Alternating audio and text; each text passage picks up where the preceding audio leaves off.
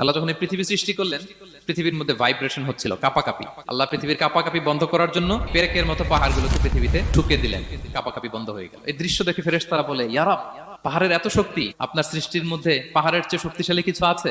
আল্লাহ বললেন আছে। সেটা কি? আল্লাহ বললেন সেটা লোহা, কারণ লোহা দিয়ে পাহাড় কাটা যায়, ঠিক কিনা? লোহার কথা শুনে ফেরেশতারা অবাক।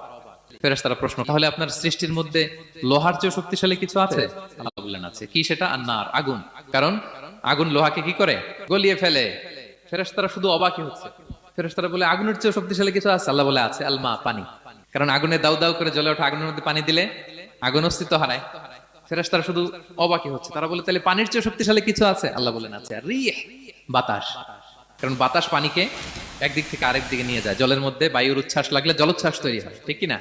ফেরেশতারা আবার অবাক হয়ে বলে, তাহলে বাতাসের চেয়ে শক্তিশালী কিছু আছে? আল্লাহ বললেন আছে। সেটা কি? বলতেছে বনি আদম, ওই মানুষ শক্তিশালী যে গোপনে দান করে।